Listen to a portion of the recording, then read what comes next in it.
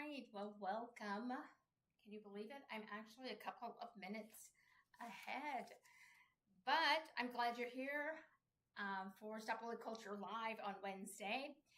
And I'm gonna have to apologize in advance. I'm super tired because I'm teaching a community college class and we ran a social experiment, and it was much more work on my side than I thought, but that happens when you're teaching. But I'm lucky I have a good bunch of students. So today we're going to talk a little bit about if you're the person being bullied. First off, why it's so important that you're recognized and believed. And secondly, what you can do to, protect yourself. So first off, I think it's super important for people who are bullied to have people who believe you in your circle. Not necessarily at work. Ideally, of course, it would be at work. If you could have people at work believe you, that would be beneficial, obviously. But sometimes that doesn't happen. But the reason it's so important that somebody in your family or your friend group acknowledges the trauma and abuse that you're going through is because that verifies you, I guess. Because what happens when you're being bullied is that many times you're gaslit and you're not viewed as credible. You're not seen as credible. You're not valued as a worker, hence the fact that you're being abused. And when you have somebody who directly says, "I'm sorry and I believe you," it's confirming and reaffirming to you. You know what's happening, but just having somebody else say those words is really very helpful.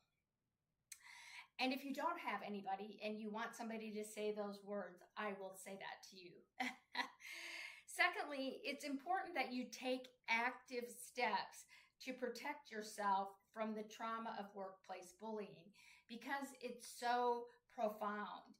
And we don't talk about how trauma shows up when you're being bullied because people, for the most part, think that bullying is generally, again, the bully target paradigm is between you and your bully, and that's all that is happening. When in fact, we know there is secondary trauma and tertiary trauma. There's additional layers of trauma.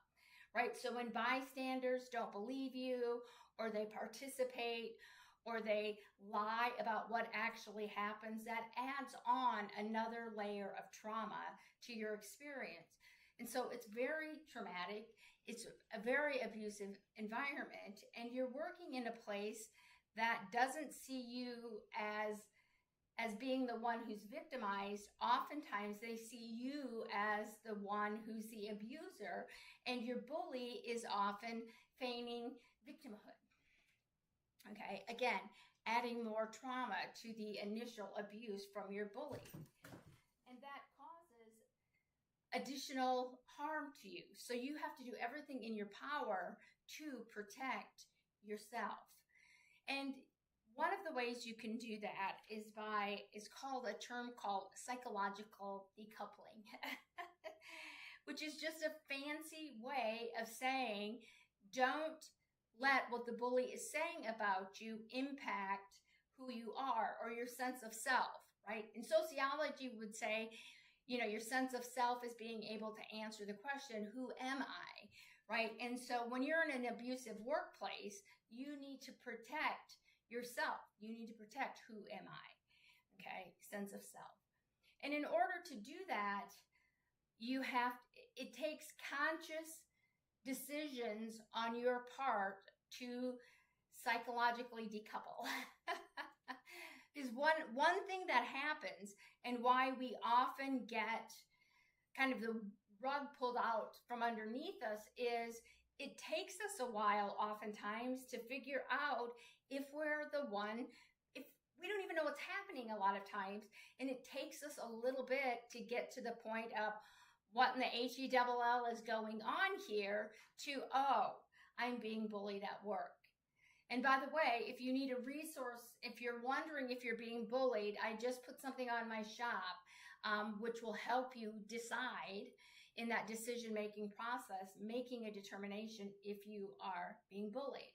And of course, you can go to shop.stopbullyculture.com to get that. And just even making that decision from what is going on to, oh my gosh, I'm being bullied, is a big shift, right? From thinking I may be in a hostile, maybe a little toxic, to people are going after me and coming after me to harm me on purpose. That's a hard pill to swallow when you're in your workplace. Especially for many of us, we went into the field because we loved what we thought we were going to be doing in our job. We love our profession, right?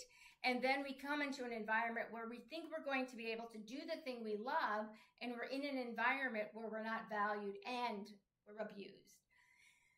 So by the time you get to the point that, oh, holy buckets, I'm being abused, you have already probably internalized quite a bit of stuff, right, that your bully has laid at your plate that you didn't really want. Like, what's wrong with me? What am I doing that's causing all these things? These internal records, yes, that's right. I said records because I'm old, right? These internal records that you play over and over and over again, which you then internalize and think, you move from what is going on, I'm the problem. And that's where we need to stop the record and pick up the needle and say, I have to stop that. And that requires you to make conscious efforts to protect yourself. So first off, one of the things you can do, I'm a huge fan of self-talk. Okay. So when bullies come at you and they do a lot of gaslighting, or they do these things through email, and, maybe they're not saying it's about you, but the underlying message that it's about you, is you can utilize self-talk to say, okay, I'm going to open this email. I know it's likely it could be abusive, but whatever narrative is in this email, that is not about me or my quality of my work. That's about the abuser and their low self-esteem, right? You can reframe it away from the attack on you to that this is not about you, it's about Bob. Okay?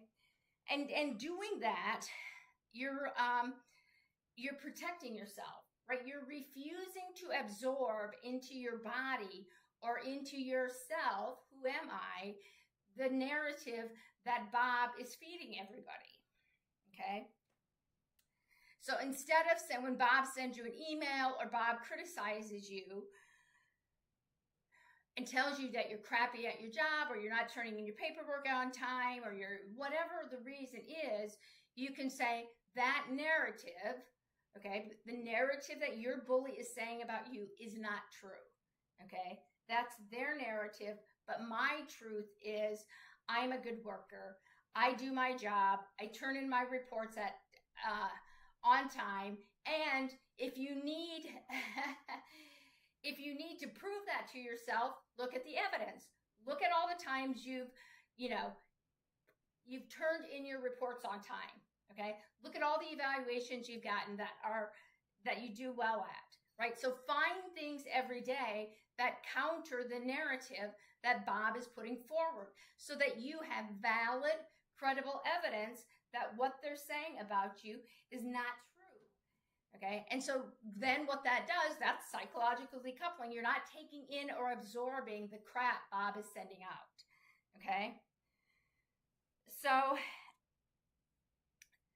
but the problem is, and this is where it becomes, significantly problematic in bully culture, is oftentimes you're not just hearing those things from Bob.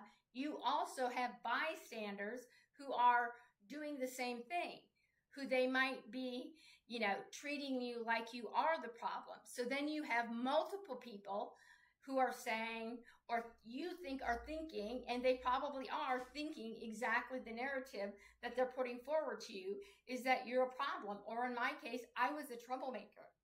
Okay. So, and I'm just going to be telling you that I did not psychologically decouple until I was well into bully culture, until I had my own mind shift that says what they think about you doesn't matter. Okay. And that's true. But that's a hard point to get because we want our colleagues to like us. We want to fit into our workplace. So yes, we're being bullied, but the counter of being bullied is that we're also excluded and isolated. And when we go to work 8 hours a day or however long you go to work, you are somebody who doesn't fit in to the larger organizational structure. It's like trying to put a square into a circle, right? It doesn't fit if you have a peg, right? But you want to fit because that's human nature, is we want to be included, and it's very difficult to exclude, and it's very difficult to psychologically decouple when you're being excluded, because we have a strong desire to fit in and be part of the group, be part of our organizational team, to be, to feel like we belong. Okay. And bullying makes us feel like we don't belong, and then we internalize it, and then we feel like we don't belong, and then we see ourselves as somebody who doesn't belong in the workplace. So however you can protect yourself from what they're saying is so important. I'm a huge fan of self-talk. I'm a huge fan of affirmations. I'm a huge fan of using music to empower yourself, right? So like I built a list of songs that I used to and still sometimes do listen to empower me. Okay. I used to mouth the words in my head to Tom Petty's "I Won't Back Down" as I would walk into my workplace to try to build myself up as being somebody who was strong and had strength. That was a means of building myself up as I was walking into a place that really their only desire was to tear me down. Okay.